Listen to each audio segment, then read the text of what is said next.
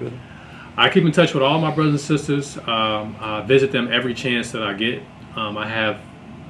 They were also in the system, right? Also in the system. My parents have had 12 children total, 6 together, and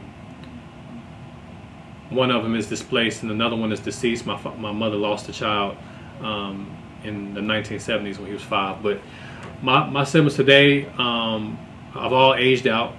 They're all living across Chicago and in the related area, and they're all navigating their life after foster care.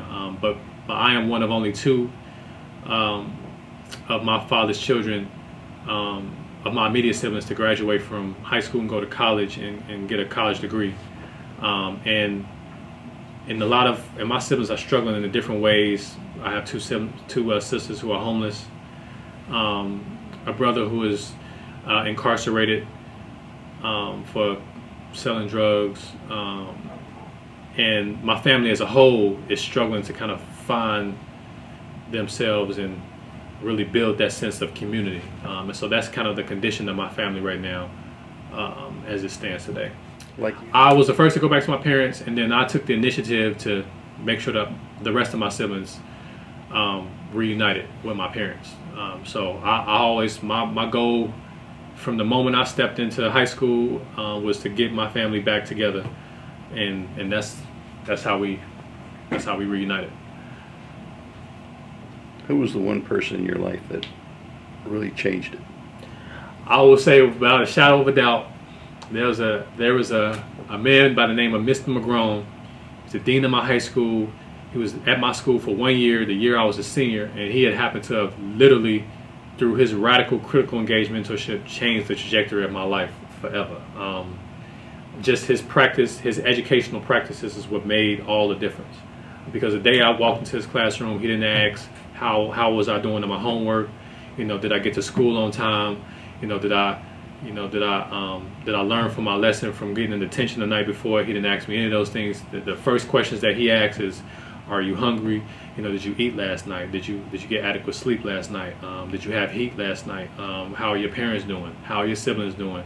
Tell me about your parents. Tell me about what's going on. Tell me about why you're in foster care. Tell me about why your situation is the way it is. Tell me why you're distressed. Tell me why you're emotional. Tell me why you psychologically distraught. Tell me why you think that your situation is the way it is, and let's focus on that first. And once he really gave me that mentorship that I needed, and the counseling, the real counseling that I needed to understand myself and my situation, that's really what helped me to break the mold that was keeping me from growing and progressing in life. And so that's what did it. He's the one person that changed my life forever, I would say.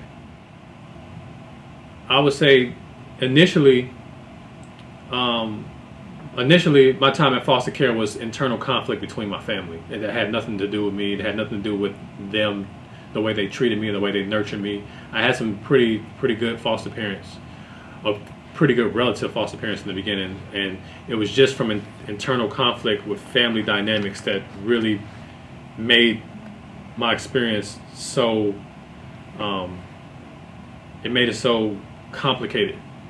But after 13 years old, when I started to really make my way through foster care, and I was in my last foster home, that's when I really began to see the struggle that I was dealing with. And in most of my cases in foster care, it wasn't the parents. It was the conditions under which I was in the foster care system, but it wasn't the parents themselves. It was what had manifested in me as a result of what had happened that landed me in the position that I was in. So despite the fact that, I was living with foster parents who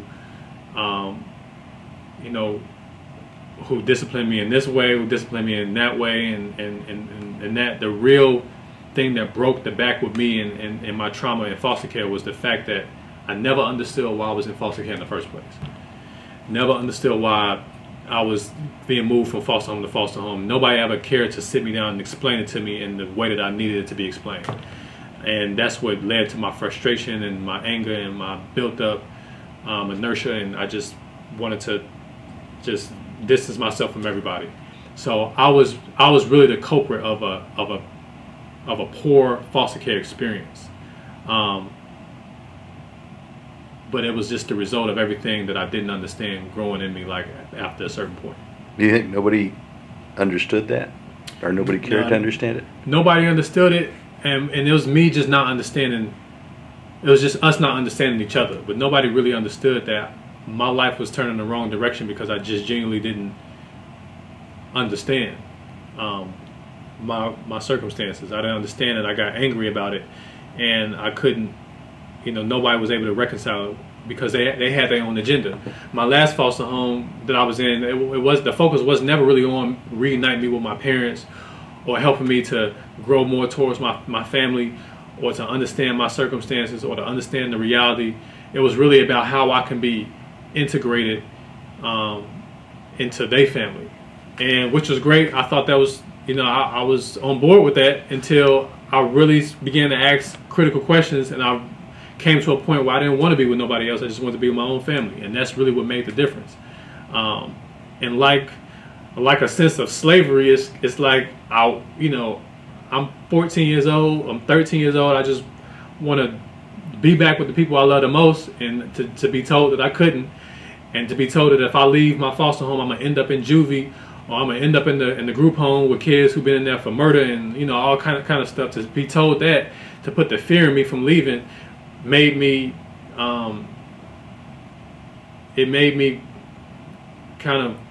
backlash because I felt like I was being trapped, and that's what really kind of set my life in the wrong direction in a deeper way. So it was a lose-lose situation in a lot of ways for me, and I was never able to get over that up until a certain point.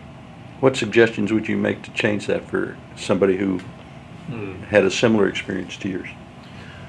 The first thing I think would have made my experience easier is that I personally think that foster care should be a mandatory requirement that foster care is a two-parent dynamic. I feel like foster care should be two-parent households. I think that that should be especially for individuals like me, young African American men and women who are growing up in circumstances that we go through in Chicago with poverty and devastation and violence and things like that. We need to have a two-parent dynamic so that when we reach the age where we're not able to be easily controlled, we'll have those two parents there to manage us more directly and help us understand what we are coming into. I think part of the reason why I struggle so much in foster home is because I was poorly managed by a mother who had other obligations going on. I didn't have an equal and opposite positive male role model to really guide me and direct me in that direction. So I think that my direction, my guidance in of itself is miscued. So I think that that's one thing that can really change the outlook and trajectory in the very aggressive way, which is to make it so that kids are in homes with both a stable mother and a stable father, a home where there's a healthy, nurturing relationship. So that they can see that, they can model themselves after it. The second thing is, and I don't have all the answers to this, but I do know that past at the most earliest stages, if we can find a way to gauge with kids where they're at and what they want before we can push our agenda on them, that we can then mitigate how we can best dictate their outcomes. Because I can't really remember one time in foster care where I was genuinely asked, what do I want? And even when it got to that point where I was asked that, it was that, oh, well, you can't have that because, the way the system is set up, you can't go back to your parents, you can't go back to your family. But it helps to know where kids are at and what they want. Most of my therapy and my counseling sessions was based on how I felt. It was never based on what I wanted, which I think is two different things. So if we're able to just kind of add some more autonomy to directing students, foster kids' life experiences, I think that could put better building blocks in place for us to put the services where they need to be for kids to grow and grow in the right direction and grow in the right way. And the third thing is, with adoption or with foster care, there is no substitution in my mind there is no substitution for birth parents at all.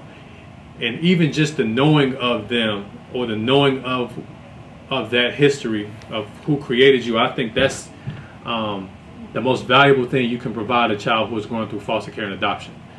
Is helping them to understand why they are in the position that they're in. That's invaluable. And I think most parents try to protect their children and try to protect the youth by shielding them from that reality. We don't want to tell, I don't want to get told to my face blatantly that my father was struggling with heroin addiction, my mother was struggling with crack cocaine, that my father was, dabbling in petty crime here and there, my mother was, distressed. Like, I didn't want to get told that as a means of protecting me and guiding me in the right direction. But what they didn't know by default is that by my very nature, as I got older, I would wanted to have known that anyway.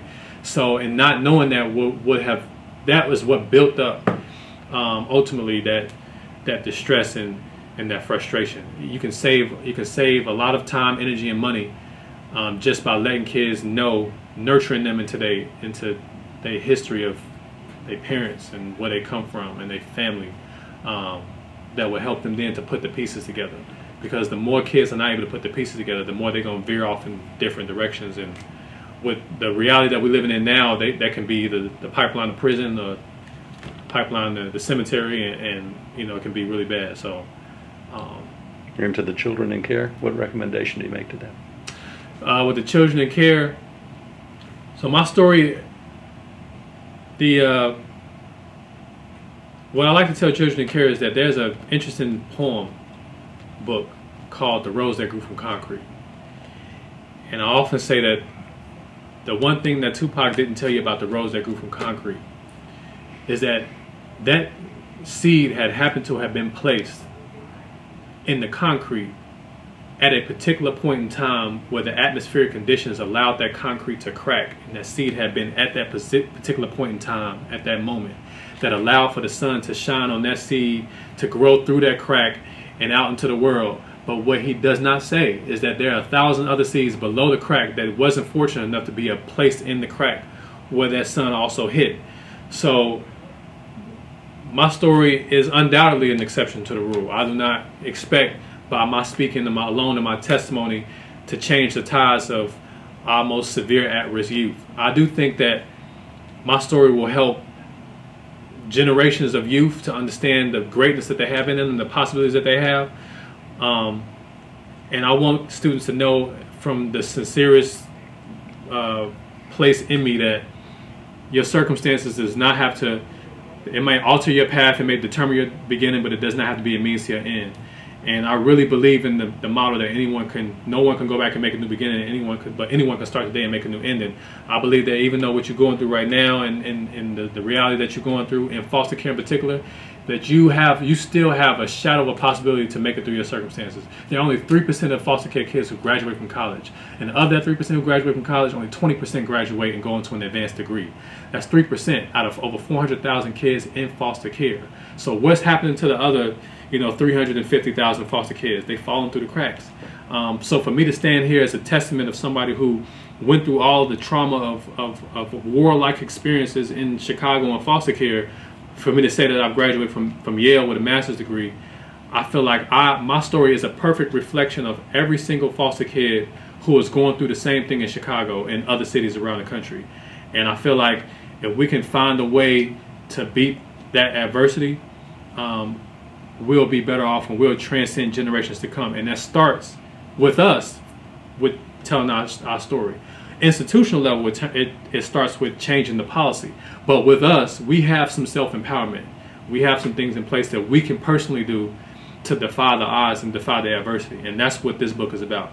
I hope to get a PhD and to change the tides of policies that is creating this pipeline and things like that. But where I am right now at 26 years old, I want to share my testimony to let kids know that it's possible. I think that everybody should read this book, and I think that everybody should understand and know the potential that they have to overcome those grave circumstances and adversity, especially foster care, poverty, and social failure, because we have the potential to do it. It's just a matter of will we do it, and them knowing that it's possible. And I think this is a great first step to do that. Okay. Anything else you want to add?